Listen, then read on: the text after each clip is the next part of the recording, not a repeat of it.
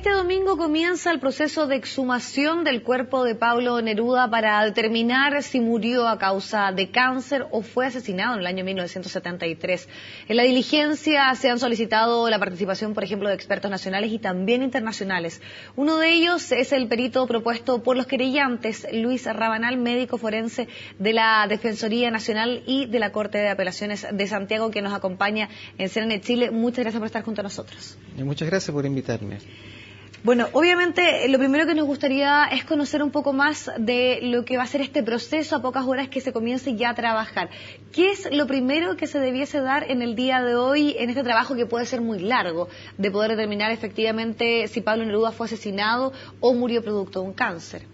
Bueno, en primera instancia lo que se debe cumplir es con el proceso de exhumación. Y el proceso de exhumación se limita exclusivamente, como lo define su palabra, a la excavación y retiro de los restos del lugar donde está sepultado. Y para eso se van a requerir y se requiere lógicamente de la aplicación de una serie de protocolos estandarizados, habituales, para preservar y tratar de conservar con el menor daño posible los restos que están allí, de tal forma que se evite la contaminación, se evite la destrucción y puedan ser trasladados con el resguardo debido desde el punto de vista técnico a el lugar donde en definitiva se van a hacer los análisis, que en este caso va a ser en las dependencias del Servicio Médico Legal en Santiago. Exacto. Ahora, cuando uno finalmente escucha la posibilidad de que se va a investigar de cómo murió una persona hace 40 años atrás, hoy la tecnología, la ciencia nos permite poder tener una comprobación científica, fidedigna, de por ejemplo cuál fue la causa, pensando un poco en el tiempo que ha transcurrido, en que finalmente también, yo no sé si esos, por ejemplo, efectos de un cáncer versus una inyección letal se pueden percibir, podrían percibirse en los restos de Pablo Neruda, por ejemplo. Yo creo que en el caso de Pablo Neruda, uno de los elementos o de las limitaciones fundamentales que auguran un resultado incierto y poco probable respecto al mecanismo de muerte y causa de muerte, yace en que justamente han recorrido cerca de 40 años. Y esa es la principal complejidad. Sí, porque el tiempo es un factor destructor, es un elemento que borra, que destruye, digamos, la evidencia. Primero porque los tejidos que pudiesen dar cuenta de enfermedades, de trastornos asociados a la enfermedad que padecía, ya no van a estar. Nos estaremos limitando específicamente a restos esqueletizados y ahí lo más probable es que se puedan buscar vestigios de metástasis si se trataba de un cáncer que afectó los huesos. El tema toxicológico, que es un tema que es parte de las interrogantes que están planteadas hoy en día, también está muy limitado. ¿Por qué? Porque si se aplicaron sustancias en el supuesto que se hubiese sido intoxicado por alguna X sustancia desconocida, primero hay que considerar que el universo de sustancias posibles y potencialmente aplicables es muy grande, muy vasto. Muchas de ellas, si son compuestos volátiles, ya no van a estar, porque simplemente se evaporan, desaparecen. ¿Ya? Nos estaríamos limitando también a buscar ciertas sustancias que pueden perdurar en el tiempo, y a eso se le agrega la dificultad respecto a que el proceso de descomposición genera compuestos también que, si no son correctamente interpretados, pueden mal conducir la investigación, mal conducir a erróneas interpretaciones que lógicamente son variables que se tienen que tener en cuenta a la hora de emitir un resultado de un análisis. En ese sentido, ¿qué tan fundamental o qué rol puede cumplir el hecho de que haya un cierto desconocimiento de qué fue efectivamente, bajo la tesis que sostiene, por ejemplo, el chofer, y por eso que obviamente se pide este peritaje de poder investigar en esta materia, de qué fue efectivamente lo que le podrían haber inyectado a Pablo Neruda para provocar su muerte? Porque finalmente eso también no hay una cierta claridad de eso. Bueno, hay elementos que en este caso hay que considerarlo en el contexto global. En el contexto global no solamente se limita a los resultados de la autopsia que se va a realizar próximamente, sino que en base a los antecedentes del historial clínico que existen. ¿Ya? ¿Por qué? Porque hay que considerar el resultado, o mejor dicho, no hay que perder la perspectiva respecto a que este resultado de autopsia es un complemento, un aporte, que no significa y no es decisorio para determinar específicamente cómo murió y cuál fue el mecanismo de muerte. Hay otros aspectos que también son parte de esta investigación, puede ser desde hasta fotografías que puedan mostrar, por ejemplo, porque obviamente lo que produce un cáncer es un deterioro del cuerpo, también está relacionado, por ejemplo, con el peso que esa persona podía tener en el momento de su muerte. ¿Todo eso también es parte de la investigación? Por supuesto, es parte de la investigación y hay que contrastar, por ejemplo, el certificado de función, que es un tema tremendamente importante desde el punto de vista clínico. Se establece como causa de muerte un estado de caquexia, es decir, un estado de desnutrición extrema asociado con el cáncer. El que hoy en día, por ejemplo, se pueda determinar que padece de cáncer, que había metástasis en los restos que se analicen, no significa que murió de eso, simplemente vendría a comprobar que padecía de esa enfermedad. Exacto. Pero, ¿qué fue la causa determinante que causó la muerte? Bueno, ahí es la gran dificultad de la investigación. Surgen dudas razonables también si uno lo ve desde el punto de vista médico, porque alguien que está, según la información de los testimonios que uno ve de distintas personas que tuvieron contacto con Pablo Neruda antes de su fallecimiento, dan cuenta de que era una persona que estaba en pleno estado, digamos, de conciencia, dialogaba, no era una persona que estuviese agónica. Que se fue caminando al momento de irse a la clínica. La condición clínica, testimonial, la condición y la información también escasa, pero presente, del historial clínico, también da cuenta que si bien padecía enfermedades de infecciones urinarias, por ejemplo, aparte, nada confirma tampoco de que se haya tratado de un cáncer de próstata. Hay reportes que hablan de adenoma, es decir, de próstata, una lesión benigna.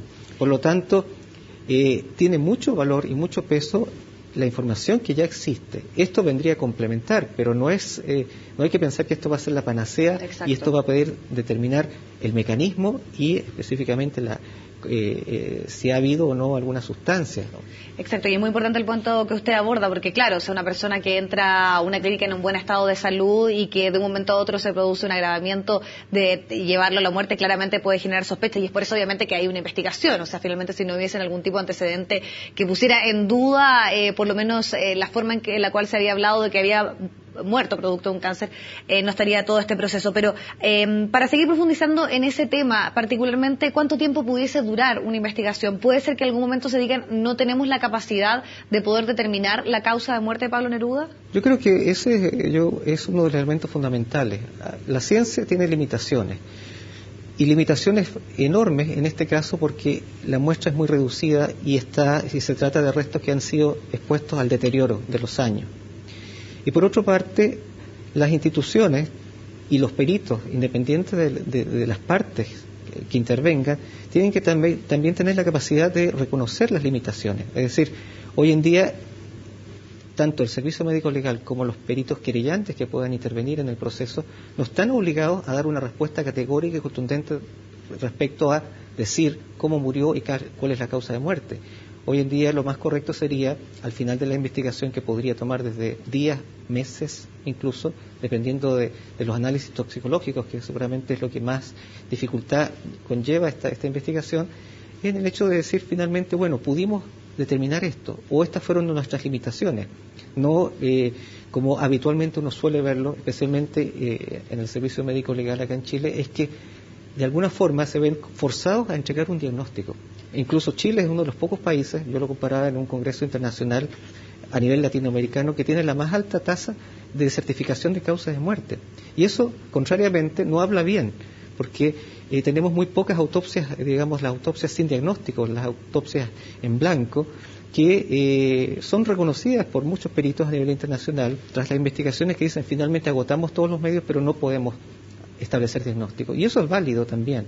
Eso, digamos, hay algo que debe tomarse en cuenta y tenerse presente al momento de abordar este tipo de peritajes tan complejos. Ahora, desde el punto de vista de la capacidad, de la tecnología con la cual se cuenta en nuestro país, de, por ejemplo, las instalaciones que tiene el Servicio Médico Legal, ¿son las adecuadas para poder investigar un proceso como esto? Pensando en que se ha realizado un trabajo importante, por ejemplo, lo que sucedió durante muchísimo tiempo con detenidos desaparecidos. Otro ejemplo también fue la última la última investigación más bien, que buscaba esclarecer la muerte o la causa de la muerte del expresidente Salvador Allende. Hoy la capacidad por parte de quienes investigan en nuestro país está. El Servicio Médico Legal en lo particular tiene limitaciones desde el punto de vista técnico respecto al instrumental específico. Hay una cantidad de sustancias, incluso de fármacos de uso habitual, para los cuales los equipos no tienen la capacidad técnica de diagnóstico, ¿ya? El Servicio Médico Legal, a través de su laboratorio, está diseñado para atender fundamentalmente los análisis de muestras que provienen de cadáveres, de tejidos, de fluidos corporales, de muestras de sangre, de orina, etcétera. Pero la experiencia es prácticamente muy limitada a estudios toxicológicos de restos esqueletizados. Es muy poca digamos, el conocimiento y la experticia en ese campo. Por lo tanto, invariablemente van a requerir recurrir a laboratorios externos que tengan la tecnología para eso. Si uno lo vemos con lo que ha pasado recientemente, por ejemplo, en el caso de el análisis toxicológico a los restos de el expresidente Eduardo Frei, se recurrió a laboratorios externos y extranjeros para hacer esos análisis. La situación no ha cambiado desde entonces hasta esta época. También tenemos la historia reciente que se han cometido grandes errores diagnósticos en casos comunes y corrientes, como el caso, por ejemplo, de la señora Hager, que se certificó una intoxicación por un herbicida en circunstancias que a la segunda exhumación se demostró que no había esta sustancia.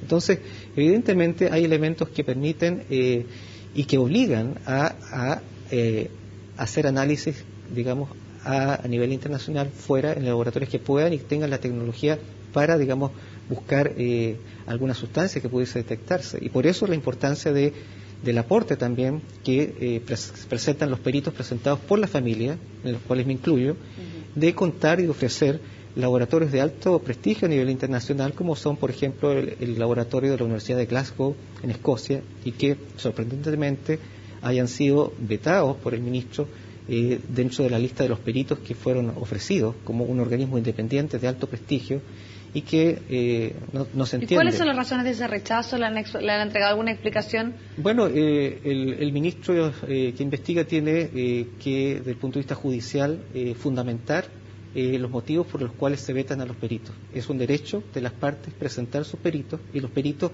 médicos en el ámbito médico forense o los peritos toxicológicos deben actuar en las mismas condiciones, porque así lo contempla la ley, que los peritos del médico legal o cualquier otra parte que los presenten. O sea, en ese punto también hay un problema, porque evidentemente nosotros, me refiero a los peritos de la familia de Pablo Neruda, estamos viendo cómo se está trabajando en un programa, y se ha difundido ampliamente a través de los medios de prensa, de los pasos que van a seguir y de los procedimientos que se van a hacer. Si somos parte del equipo, vamos a tener que actuar en las mismas condiciones, y por lo tanto deberían ya a estas alturas habernos incorporado en todo ese proceso, en toda esa planificación y en toda esa discusión técnica, cosa que no ha ocurrido y que es lamentable, porque evidentemente lo que viene a hacer es desperdiciar un aporte técnico de alto nivel, me refiero especialmente a la Universidad de Glasgow en Escocia, y otros peritos que tienen un nivel que podrían lógicamente aportar. No podemos aceptar en ningún caso que un limitado número de personas sean los dueños absolutos de las decisiones y de la verdad, entre comillas, técnica que se pretende imponer.